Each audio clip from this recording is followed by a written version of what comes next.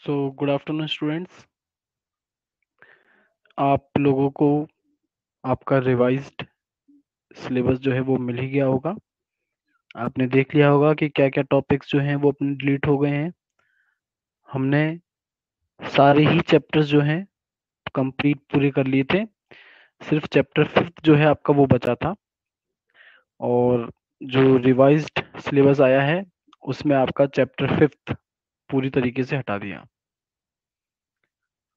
तो इसका मतलब ये हुआ कि ये जो चैप्टर हम लोग कर रहे हैं ये अपना लास्ट चैप्टर है। और आई होप शायद आज ये आपका चैप्टर भी आपका ओवर हो जाएगा, मतलब आपका सिलेबस कंप्लीट हो जाएगा। नेक्स्ट क्लास में हम लोग जो हैं आप लोगों की प्रॉब्लम्स वगैरह जो हैं एनसीईआरटी क्वेश्चंस उन्हें सॉल्व किया करेंगे और रिवीजन जो है हम लोगों से स्टार्ट करेंगे। तो चलिए आज की क्लास को हम लोग स्टार्ट कर रहे हैं। हमारे पास जो टॉपिक करने के लिए बचा है, लास्ट टॉपिक इस चैप्टर में जो है वो है एनिमल हस्बेंड्री, जिसको हिंदी में पशुपालन जो है कहा जाता है। एनिमल हस्बेंड्री है क्या? ये एक साइंटिफिक मैनेजमेंट है एनिमल लाइव स्टॉक का। जो जानवर हम लोग पालते हैं जिनसे हमें वैल्यूएबल या इकोनॉमिकल प्रोडक्ट्स मिलते हैं, उसके साइंटिफिक मैनेजमेंट को हम लोग नाम देते हैं एनिमल हस्बेंड्री। इसमें जानवरों की एनिमल्स की फीडिंग, खाना खिलाना, उनकी ब्रीडिंग, रिप्रोडक्शन करना और उनकी डिजीज कंट्रोल, ये स्टेप्स जो हैं एनिमल हस्बेंड्री में हम लोग इंक्लूड करते हैं। एनिमल हस्बेंड्री को हम लोग एनिमल बेस्ड फार्मिंग भी कह सकते हैं। एनिमल बेस्ड फार्मिंग हम लोग इसे कह सकते हैं। इस एनिमल बेस्ड फार्मिंग में हम लोग बहुत से कैटल्स जैसे गोट, शीप, पोल्ट्री, मतलब आपकी जो हेन्स, मुर्गी वगैरह जो है, पोल्ट्री फार्मिंग हो गई आपकी, या फिर आपकी फिश फार्मिंग हो गई। ठीक है, तो ये सब जो है हम लोग एनिमल हस्बेंड्री के तहत इन सब की रेयरिंग हम लोग कर सकते हैं। जैसे जैसे पॉपुलेशन जो है बढ़ती जाती है, जो जगह है रहने के लिए उसकी रिक्वायरमेंट ज्यादा होती है, बाकी रिसोर्सेज भी चाहिए होते हैं, और जिनमें फूड रिसोर्स जो है वो तो बहुत ज्यादा ही है, क्योंकि घर वगैरह के बिना भी इंसान रह सकता है, पर खाने के बिना जो है इंसान सरवाइव नहीं कर सकता। तो इस वजह से यहाँ जो एनिमल हस्बेंड्री की रिक्वायरमेंट है, बढ़ती हुई डिमांड को सेटिस्फाई करने के लिए वो बहुत ज्यादा इंपॉर्टेंट जो है बन जाती है। तो इस एनिमल हस्बेंड्री में हम लोग अलग अलग टाइप की फार्मिंग्स जो हैं उनकी बात करेंगे डिटेल में। सबसे पहले हम लोग करने जा रहे हैं कैटल फार्मिंग। जो मवेशी, जो जानवर नॉर्मली हम लोग अपने घरों में, डोमेस्टिक एनिमल जो हम लोग अपने घरों में पालते हैं, जिनकी रेयरिंग करते हैं, उन्हें हम लोग यहाँ कैटल फार्मिंग में इंक्लूड कर रहे हैं। तो कैटल फार्मिंग या कैटिल कैटल हस्बेंड्री जो है, video is not clear, comment करो भाई एक बार बाकी सभी बच्चे। ऑडियो वीडियो के लिए कमेंट कर दीजिए एक बार।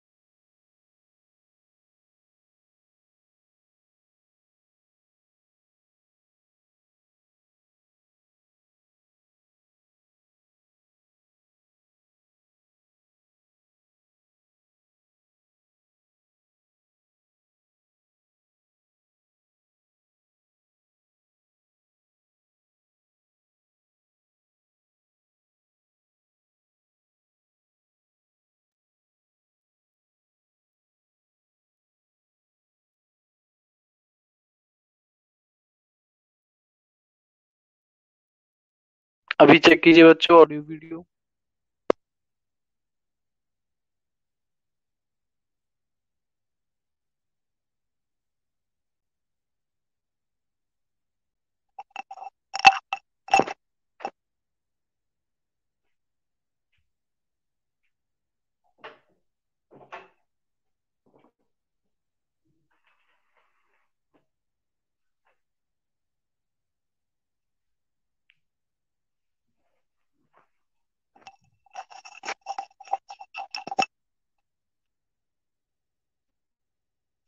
ठीक है, अब क्लियर हो गया? ठीक है जी। हाँ जी। तो मैं एक बात कर रहा था कैटल फार्मिंग की, या कैटल हस्बेंड्री। ये कैटल हस्बेंड्री या कैटल फार्मिंग जो है वो दो पर्पस के लिए की जाती है। या तो हम लोग कैटल फार्मिंग में ऐसे एनिमल्स की रियरिंग करते हैं जिनसे हमें मिल्क जो है वो मिल सके, या फिर हम लोग इसलिए करते हैं ताकि जो एनिमल है, जो जानवर है, वो हमारे लेबर, हमारे काम में हमारा हाथ बटा सके। जैसे मिल्क प्रोडक्शन के लिए हमें पता है, हम लोग जो गाय, जो भैंस, बफेलो, काओ, या फिर जो गोट, बकरी जो होती है, या कैमल, यहाँ इनकी हम लोग रियरिंग करते हैं फॉर मिल्क प्रोडक्शन। और दूसरा लेबर वर्क के लिए हम लोग बुल, बैल जो होता है वो आपने देखा होगा, या फिर कैमल की जो कार्ट है, चाहे आपका बैलगाड़ी हो, ऊंट गाड़ी हो, या फिर घोड़ा गाड़ी जो होती है, या फिर इरिगेशन पर्पस के लिए, या फिर टिलिंग के लिए, खेत जो होता है उसको उसमें हल चलाने के लिए हम लोग एनिमल्स की रेयरिंग करते हैं, पालते हैं। तो दो टाइप के एनिमल्स जो हैं वो कैटल फार्मिंग में देखे जाते हैं। एक है मिल्क एनिमल्स, या जिन्हें मिल्च, MILCH, मिल्च एनिमल्स भी कहा जाता है, डेयरी एनिमल्स, जिनसे हमें मिल्क, दूध मिलता है। और दूसरे कहे जाते हैं ड्रॉट एनिमल्स, जो लेबर वर्क के लिए जिनकी रेयरिंग की जाती है। अगर हम लोग बात करें मिल्च एनिमल की, तो काउ, जिसका बायोलॉजिकल नेम आपको याद रखना है बॉस इंडिकस, बॉस इंडिकस। और बफलो जो है उसका बायोलॉजिकल नेम है बॉस ब्यूबालिस, बॉस ब्यूबालिस। मिल्क प्रोडक्शन जो है एनिमल्स के लिए, वो डिपेंड करता है उनके लैक्टेशन पीरियड पे। लैक्टेशन पीरियड का मतलब होता है वो समय, वो टाइम पीरियड जिसमें कोई एनिमल मिल्क का प्रोडक्शन करता है after giving the birth to a calf. जो गाय या भैंस हैं, जब वो अपने बछड़े को या बछड़ी को, मतलब अपने बच्चे को जन्म देती हैं, उसके बाद में वो उसके लिए मिल्क प्रोडक्शन करती हैं। तो ये मिल्क प्रोडक्शन जिस टाइम पीरियड के लिए कोई एनिमल करता है उसको हम लोग बोलते हैं लैक्टेशन पीरियड। सीधी सी बात है, जितना लंबा ये लैक्टेशन पीरियड होगा उतना ही ज्यादा मिल्क का प्रोडक्शन होगा, और हम लोग उतना ही ज्यादा जो है प्रॉफिट कमा पाएंगे। तो मिल्क प्रोडक्शन या जो लैक्टेशन पीरियड है, हम चाहते हैं कि किसी भी एनिमल में वो ज्यादा लंबे समय तक हो। तो इसके लिए हम लोग कुछ फॉरेन ब्रीड्स, बाहर से लाई हुई जो प्रजातियां हैं, जिन्हें एग्जोटिक ब्रीड्स भी हम लोग कह सकते हैं, जैसे जर्सी या ब्राउन स्विस, ये गाय जो, काऊ जो है, उसकी फॉरेन ब्रीड है जर्सी या फिर ब्राउन स्विस। ये लैक्टेशन पीरियड के लिए जानी जाती है, मतलब इनका जो लैक्टेशन पीरियड है वो काफी लंबा होता है। वहीं अगर मैं लोकल ब्रीड्स की बात करूं, जैसे रेड सिंधी, लाल सिंधी या सहीवाल, ये जो गाय हैं, इनकी विशेषता ये है, इनकी प्रॉपर्टी ये है कि इन्हें बीमारी जो है वो बहुत कम होती है।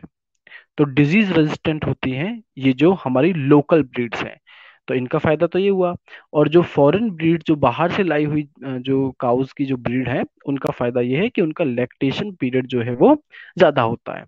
पर हमें तो क्या करना है, हमें तो चाहिए भाई एक ऐसा केटल, एक ऐसी ब्रीड चाहिए काऊ की जिसमें इन दोनों की ही प्रॉपर्टीज जो है वो देखी जाए।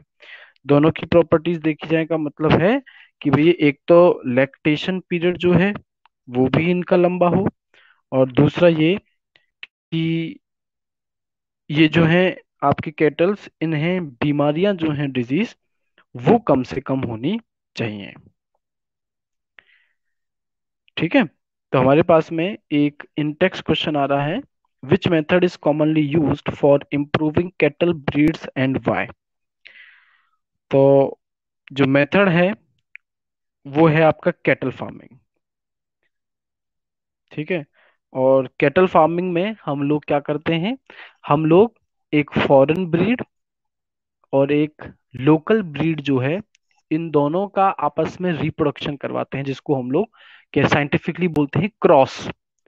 क्रॉस का मतलब है एक मेल या फीमेल एक ब्रीड का, और दूसरा मेल या फीमेल जो है वो दूसरे ब्रीड का, और दोनों के रिप्रोडक्शन से जो भी ऑफस्प्रिंग, जो भी बच्चा जन्म लेगा, उसमें इन दोनों की ही प्रॉपर्टीज होंगी। अब ये मिल्क प्रोडक्शन इतना आसान काम भी नहीं है, बहुत मेहनत का काम है, क्योंकि यहाँ पर बहुत सारी चीजों का ध्यान जो है वो हमें रखना पड़ता है। सबसे पहली चीज है प्रॉपर क्लीनिंग। चाहे जहां आपने अपने केटल को रखा है, या खुद केटल की ही हम लोग बात क्यों ना करें, इन दोनों को साफ सुथरा रखना बहुत ज्यादा जरूरी है। क्योंकि जितना ज्यादा साफ सुथरा एनवायरनमेंट मिलेगा, हेल्दी एनवायरनमेंट मिलेगा केटल को, केटल जितना ज्यादा साफ सुथरा रहेगा, उतना ही अच्छा मिल्क प्रोड्यूस करेगा, और उतना ही लंबे समय तक मिल्क प्रोडक्शन जो है वो होगा। इसके लिए भले जहां पर आपने जिस शेल्टर में केटल को रखा है उसकी साफ सफाई आपको रेगुलर करनी पड़े, या फिर जो खुद एनिमल है उसकी साफ सफाई करनी पड़े, जैसे कि उसकी ब्रशिंग, उस पर जो भी गंदगी वगैरह लग जाती है तो उसे अच्छे से नहलाना, ब्रश से नहलाना, ये बहुत जरूरी हो जाता है। जो शेल्टर है जहां आपने केटल्स को रखा है, वो शेल्टर वेल वेंटिलेटेड होना चाहिए, मतलब हवा वगैरह जो है अच्छे से वहां पास होती हो। इसके अलावा अच्छे से वहां पर जो है शेड होनी चाहिए, कवरिंग होनी चाहिए, जिससे कि उसने सर्दी गर्मी बारिश से उन्हें बचाया जा सके। और जो शेड है उसका फ्लोर जो है उसमें स्लोप होना जरूरी है, एकदम प्लेन नहीं होना चाहिए, थोड़ा सा स्लोप होना जरूरी है। क्योंकि जब ये अपना एक्सक्रीटा, एनिमल एक्सक्रीटा, चाहे लिक्विड या फिर सॉलिड फॉर्म में जब ये एक्सक्रीट करते हैं, तो वो फ्लो करता हुआ स्लोप की वजह से उस जगह पर इकट्ठा ना रहे जहां एनिमल खड़ा है या फिर बैठा है, ताकि वो फिसल के नीचे आ जाए, ताकि इनका प्रॉपर हाइजीन जो है उसका ध्यान रखा जा सके। तो पहली चीज तो इनके हाइजीन जो है उसका ध्यान रखना बहुत जरूरी है। दूसरी चीज जिसका ध्यान रखना पड़ता है वो है उनके फूड रिक्वायरमेंट। ये जो खाना हम लोग जो इन केटल्स को देते हैं, इसमें दो टाइप के जो हैं फूड कंपोनेंट्स होते हैं। पहला तो ऐसा फूड कंपोनेंट जो कि हेल्दी लाइफ प्रोवाइड करे किसे, केटल को, कि भैया बीमारियां ना हो, तगड़ा रहे, एकदम हष्ट रहे। दूसरा ऐसा फूड कंपोनेंट होता है जिससे मिल्क प्रोडक्शन जो है वो बढ़ जाए। ऐसे खाने की चीज देते हैं जिनकी वजह से दूध जो है वो बढ़ जाता है, लैक्टेशन पीरियड बढ़ जाता है, जिसमें हम लोग रफेज दे सकते हैं जिसमें फाइबर होता है खाने के लिए, या फिर कॉन्सेंट्रेट्स जिसमें फाइबर तो कम होता है पर प्रोटीन और बाकी न्यूट्रिएंट जो है उनकी जो अमाउंट है, क्वांटिटी जो है वो ज्यादा होती है।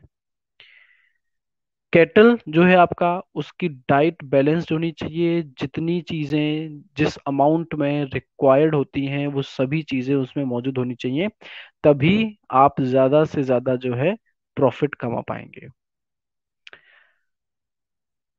इसके अलावा इन केटल्स को बहुत सारी बीमारियां जो हैं वो होती हैं, जिसकी वजह से इनकी मौत भी हो सकती है, और ओवरऑल आपका मिल्क प्रोडक्शन जो है वो घट सकता है। ये बीमारियां पैरासाइट की वजह से भी हो सकती हैं। पैरासाइट क्या है, वो आपके ऑर्गेनिजम्स होते हैं जो कि किसी दूसरे लिविंग ऑर्गेनिज्म की बॉडी से डायरेक्टली न्यूट्रिशन को लेते हैं, या तो उसकी बॉडी के बाहर से या उसकी बॉडी के अंदर से। अगर बॉडी के बाहर से न्यूट्रिशन ले रहे हैं तो इन्हें बोलते हैं एक्टोपैरासाइट, और अगर बॉडी के अंदर से न्यूट्रिशन ले रहे हैं तो हम लोग इन्हें बोलते हैं एंडो पैरासाइट। एक्टोपैरासाइट्स, इनकी वजह से जनरली स्किन डिजीज होती है। जो कैटल हैं उन्हें स्किन डिजीज होती है। और जो एंडोपैरासाइट है, जो जनरली वर्म्स होते हैं, इनकी वजह से स्टमक, इंटेस्टाइन या जो लिवर है, ये तक डैमेज हो सकता है कैटल का। तो पैरासाइट्स की वजह से होती हैं ये परेशानियां। इसके अलावा बैक्टीरियल या फिर वायरल इन्फेक्शन जो है वो भी हो सकता है। तो इस वजह से ये जो कैटल्स होते हैं इनके लिए भी वैक्सीनेशन तैयार किया जाता है, वैक्सीन तैयार की जाती है। तो प्रॉपर टाइम पीरियड में हमें इन्हें वैक्सीनेशन करानी चाहिए। इनके अलावा इनका लाइफ इंश्योरेंस जो है, बीमा, वो इनका भी बीमा होता है, जिसमें जो जिसके अंडर में ये एनिमल्स हैं, वो एनिमल उसको पैसे मिल जाते हैं अगर खुदा न खास्ता कुछ गलत हो जाता है तो उस केस में, है ना। तो वैक्सीनेशन और लाइफ इंश्योरेंस जो है वो दोनों कराए जाते हैं। तो this was all about the cattle farming.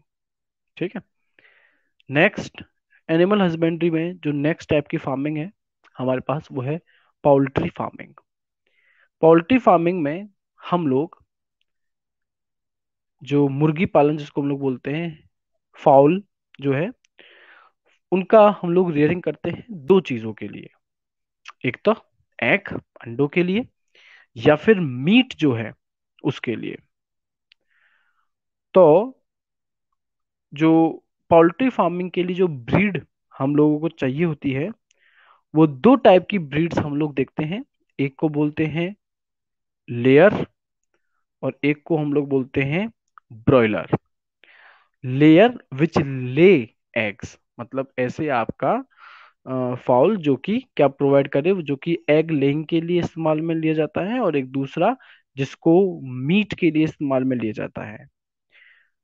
Cross breeding programme के तहत, क्रॉस ब्रीडिंग का मतलब एक इंडियन वेराइटी और एक फॉरेन वेराइटी के बीच में रिप्रोडक्शन या क्रॉस, इसके तहत जो है हमने इंडियन वैरायटी, जैसे कि असील इंडियन वैरायटी को इंडिजिनस इंडिजिनस वैरायटी कह सकते हैं, जैसे कि असील।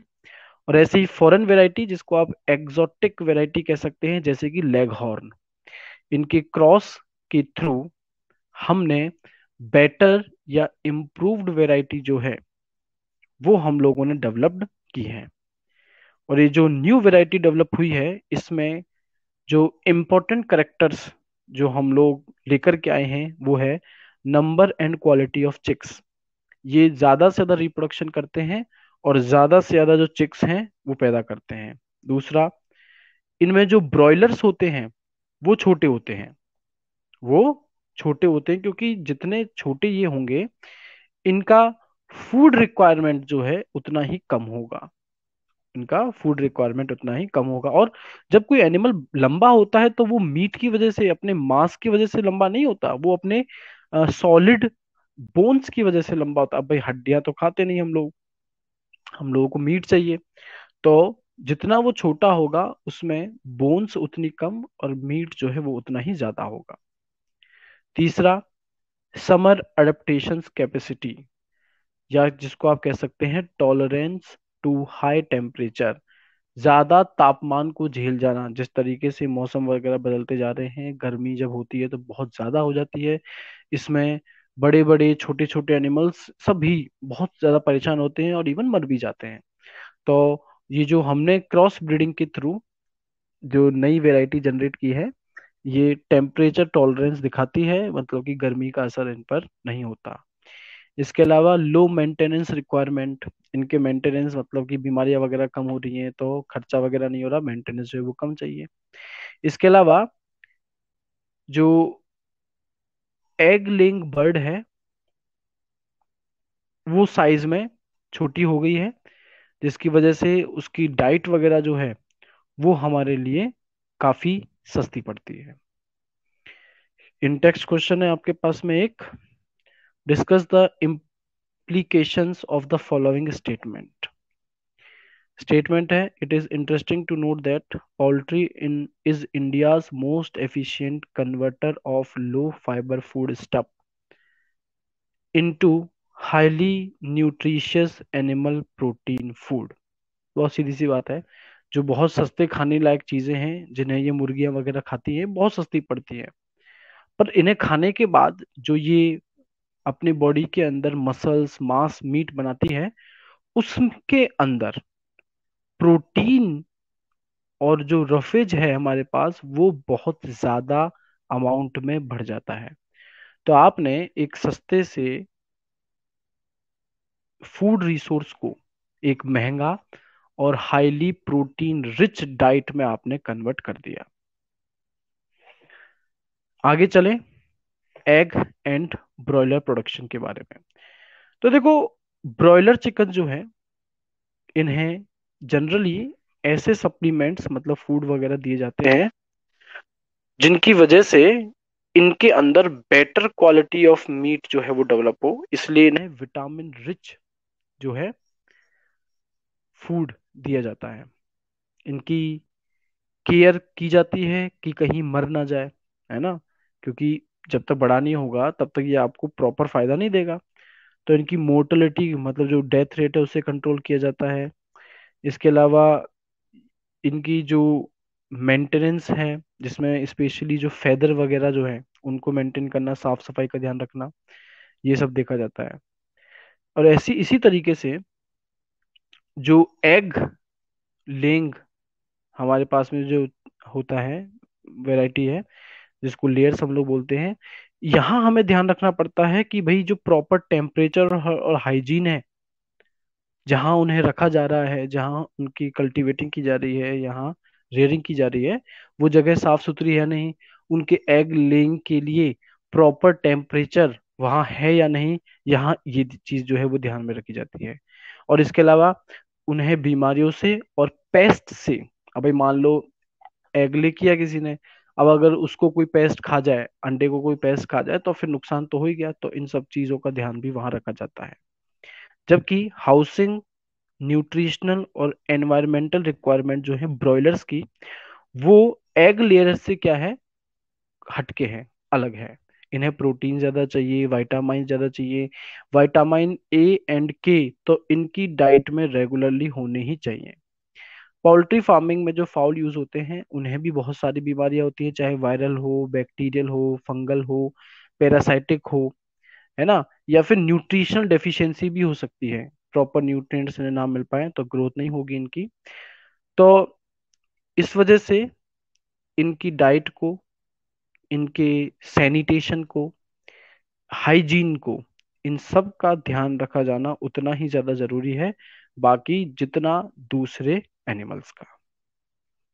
नेक्स्ट क्वेश्चन है हमारे पास।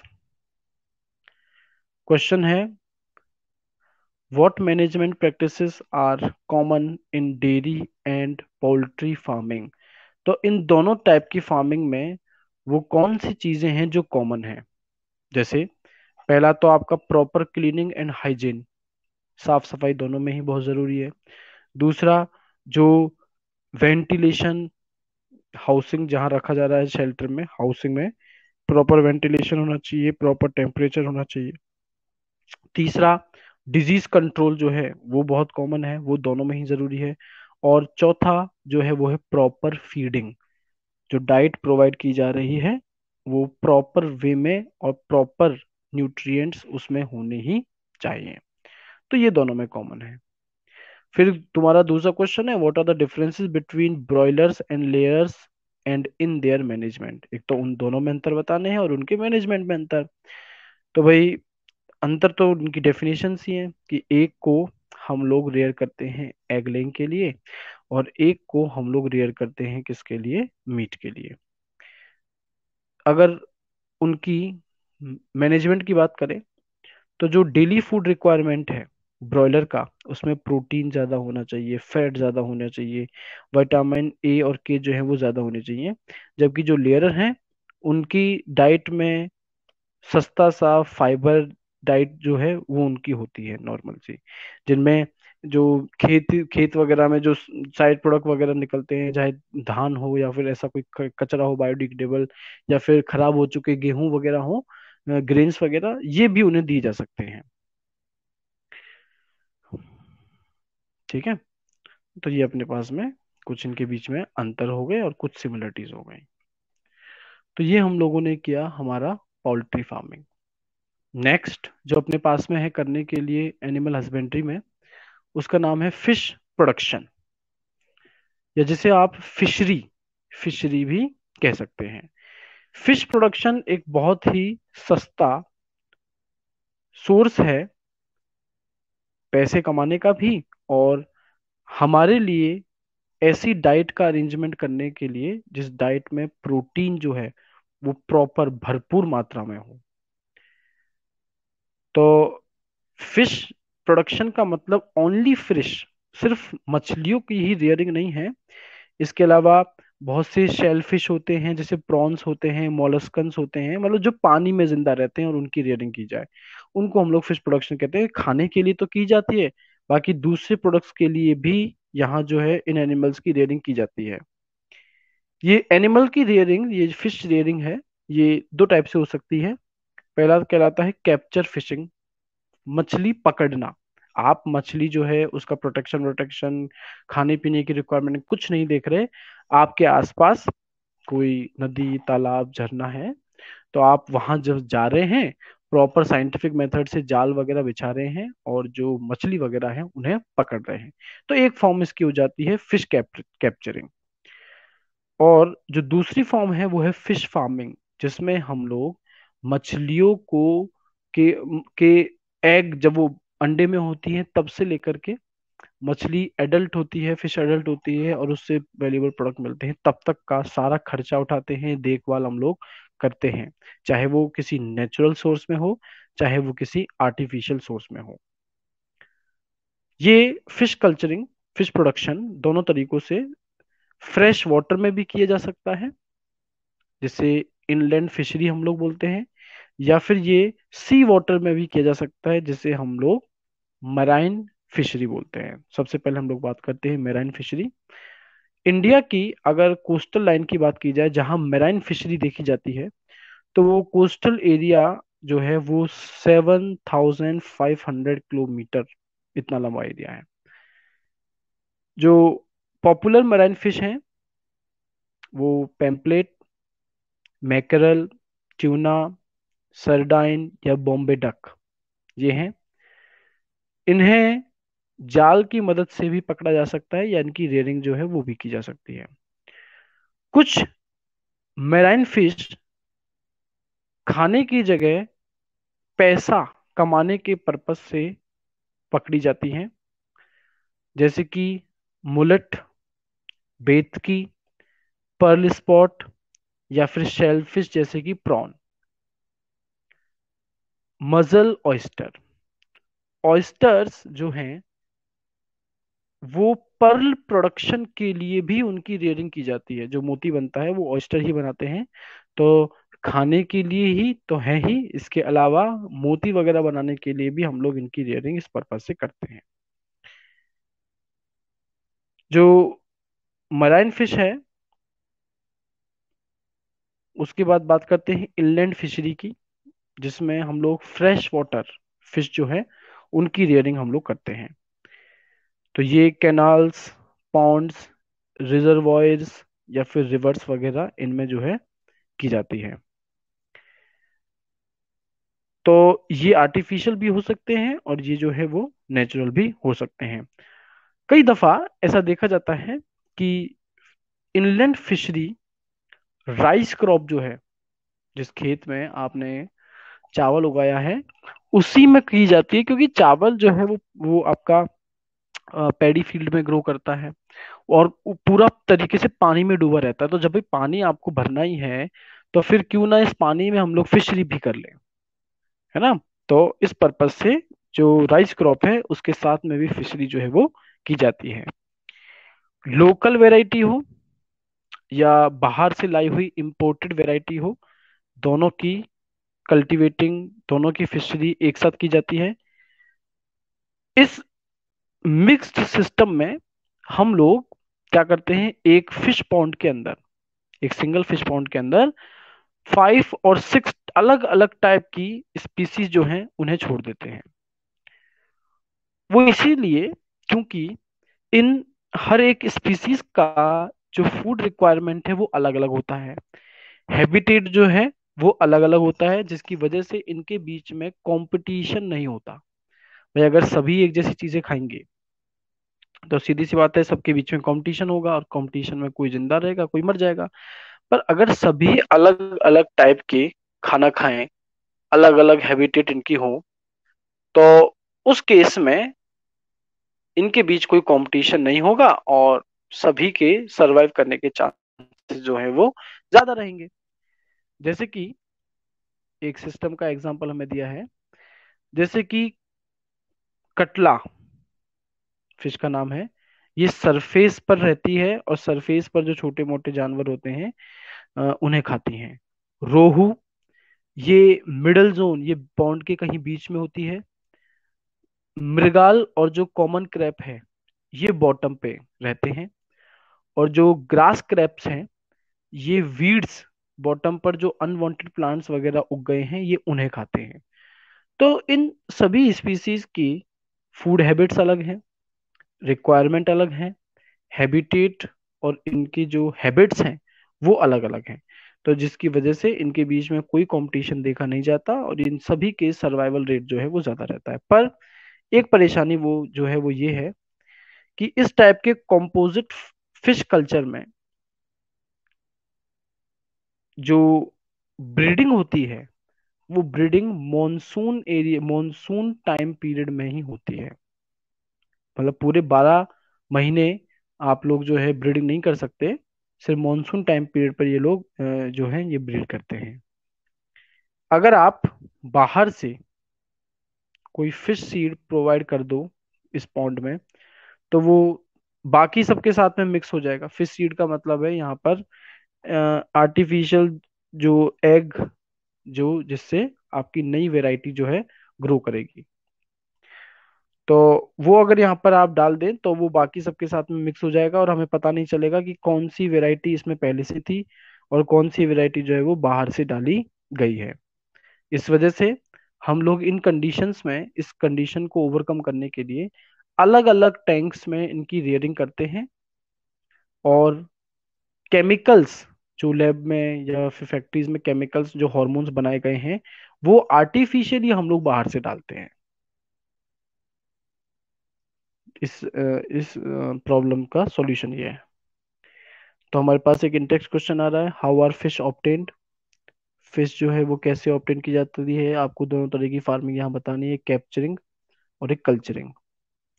दूसरा है what are the advantages of composite fish culture. पहला फायदा तो आप लोगों को ये बताया कि जो अलग अलग स्पीसीज हैं फिशेस की, वो आपस में compete नहीं करती फूड के लिए, तो सर्वाइवल रेट ज्यादा हो जाती है। इसके अलावा खाना इन सभी के लिए एक पॉन्ड में अलग अलग लेवल्स या हाइट पर या डेप्थ पर मौजूद होता है। तो ये रहती भी एक दूसरे से अलग अलग है, एक दूसरे की लाइफ साइकिल को किसी तरीके से डिस्टर्ब नहीं करते। लास्ट जो हमारे पास टॉपिक है वो है बी कीपिंग। एपीकल्चर भी हम लोग इसको बोलते हैं। बी कीपिंग जो है थोड़ा सा कॉस्टली पड़ता है। इस वजह से फार्मर इसे अपना मेन सोर्स ऑफ इनकम ना करके एक साइड बिजनेस की तरह जो है इस्तेमाल में लेता है, कि भाई जहाँ खेती वगैरह हो रही है उसके खेत में वहां वो बी कीपिंग भी कर लेता है। इसके उसके फायदे बहुत सारे हैं। फायदा तो ये कि अगर आसपास ही मधुमक्खियां होंगी तो पॉलिनेशन पॉलिनेशन जो है वो बहुत ज्यादा होगा। तो जो क्रॉप फील्ड है उसमें जो यील्ड है पर हेक्टेयर में जो प्रोडक्शन है वो बहुत ज्यादा हो जाएगा। एक फायदा तो यहाँ ही मिल जाता है। दूसरा, भाई जो आपका बी कीपिंग कर रहे हैं उसके जो प्रोडक्ट मिलेंगे, चाहे वो वैक्स हो चाहे वो हनी हो, उसको बेच करके भी अच्छा खासा फायदा जो है वो कमाया जा सकता है। लोकल वेराइटीज की अगर हम लोग बात करें जो कॉमर्शियली हनी प्रोडक्शन के लिए यूज में ली जाती हैं इंडिया में, वो है एपिस सेरेना इंडिका, जिसको कॉमनली इंडियन बी बोलते हैं, या एपिस डोरसेटा जिसे रॉक बी बोलते हैं, या एपिस फ्लोरी जिसे लिटिल बी बोलते हैं। और एक इटालियन बी जो है इंट्रोड्यूस की जा जो गई है इंडिया में, वो है एपिस मेलिफेरा। ये हनी का प्रोडक्शन बहुत ज्यादा करती है। सबसे ज्यादा जो हनी कलेक्शन कैपेसिटी है वो इस इटालियन बी एपिस मेलिफेरा की है। तो इस वजह से ज्यादातर जिस बी की रेयरिंग की जाती है वो एपिस मेलिफेरा होती है। इसका स्टिंग डंक जो है वो काफी छोटा होता है और उसके अंदर पॉइजन जो है वो काफी कम होता है। ये जो इन्हें आप बी हाइव प्रोवाइड करते हैं वहीं रहते हैं और वहां एक ही जगह पर ये बहुत लंबे समय तक रहते हैं, मतलब आप ज्यादा से ज्यादा जो है इनसे फायदा उठा सकते हैं। इसके अलावा ये बहुत अच्छे से ब्रीड करते हैं और जो नंबर है हनी बी के प्रोडक्शन का वो भी काफी ज्यादा रहता है। तो ये फायदा है इटालियन बी एपिस मेलिफेरा का। अच्छी क्वालिटी का हनी इस चीज पे भी डिपेंड करता है कि आसपास जहां पर आप बी कीपिंग कर रहे थे वहां पर प्लांट्स कैसे थे, फ्लावरिंग जो थी वो कब हुई और कितने दिनों तक रही, और उस फ्लावर के अंदर नेक्टर जो है वो किस क्वालिटी का है। इन सभी चीजों पर डिपेंड करता है कि जो हनी आपको मिलेगा उस हनी की क्वालिटी क्या होगी। एक क्वेश्चन आ रहा है आपके पास में, next question, what are the desirable characters of bee varieties suitable for honey production. तो ये जो इटालियन बी में जो वेराइटीज जो प्रॉपर्टी दे रखी थी, ये जैसे कि ज्यादा डंक नहीं मारे, जो हनी कलेक्शन है वो ज्यादा हो, इसके अलावा ज्यादा से ज्यादा रिप्रोडक्शन कर सके, और इसके अलावा हम लोग कह सकते हैं कि भाई एक ही जगह पर लंबे समय तक रहे। दूसरा क्वेश्चन है, what is pasturage and how is it related to honey production. तो पस्चुरेज क्या है, फ्लोरा। फ्लोरा मतलब एक पर्टिकुलर एरिया में पाए जाने वाले प्लांट्स। तो फ्लोरा प्लांट्स जो कि अवेलेबल हैं नेक्टर के लिए, शहद बनाने के लिए जो नेक्टर कलेक्ट करती है हनी बी उसके लिए, उसे हम लोग बोलते हैं पास्चुरेज। हनी का टेस्ट कैसा होगा, क्वालिटी कैसी होगी, ये सब कुछ जो है नेक्टर या पास्चुरेज जो है उस पर डिपेंड करता है। तो बच्चों, ये हमने हमारे इस चैप्टर को और सिलेबस को दोनों को ही हमने जो है कंप्लीट कर लिया है। इसके इनटेक्स्ट क्वेश्चन आप लोगों को जो है बच्चों करने हैं, और नेक्स्ट क्लास में हम लोग आपकी प्रॉब्लम्स जो हैं उन्हें सॉल्व करेंगे, उनके सॉल्यूशन आपको बताएंगे। तो उसके लिए बच्चों आप लोगों को नेक्स्ट क्लास में जो चैप्टर प्रिपेयर करके रखना है वो है मैटर इन आवर सराउंडिंग्स। देख लीजिएगा, अगर मैटर इन आवर सराउंडिंग्स हटा दिया है चैप्टर तो उस केस में is matter around us pure, ये आप लोगों को प्रिपेयर करके रखना है। इसमें आपके डाउट्स वगैरह जो हैं वो मैं आपके क्लियर करवाऊंगा। तो चलिए, नेक्स्ट क्लास से मैं आपसे बात करूंगा जहां हम लोग रिवीजन जो है उसे स्टार्ट करेंगे।